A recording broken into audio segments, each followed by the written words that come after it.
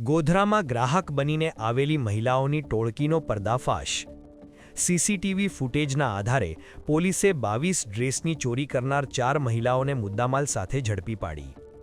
પંચમહાલના ગોધરા શહેરમાં ચોરીની એક અનોખી ઘટના સામે આવી છે, જેમાં ગ્રાહક બનીને આવેલી મહિલાઓએ હાથફેરો કર્યો હતો।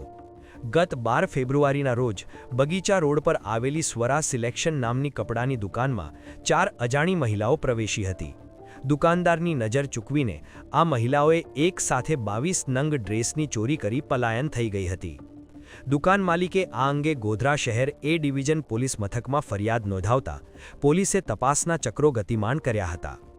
પોલીસે ટેકનિકલ સર્વેલન્સ અને દુકાનના સીસીટીવી ફૂટેજ તપાસતા આ ચારેય મહિલાઓની શંકાસ્પદ હિલચાલ કેમેરામાં કેદ થઈ હતી। ફૂટેજના આધારે પોલીસે ચોક્કસ બાતમી મેળવી આ ટોળકીને ઝડપી લીધી છે।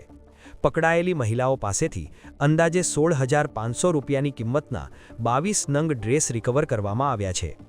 હાલમાં પોલીસ એ દિશામાં પૂછપરછ કરી રહી છે કે આ મહિલાઓ અન્ય કોઈ વિસ્તારમાં કે અગાઉ કોઈ ચોરીના ગુનામાં સામેલ હતી કે કેમ। હવે બજારમાં ગ્રાહક બનીને આવતા અજાણ્યા લોકોથી વેપારીઓએ સાવધ રહેવું ફરજિયાત થઈ ગયું છે। આવી ચોરીઓ અટકાવવા માટે તમારા મતે શું પગલાં લેવા જોઈએ?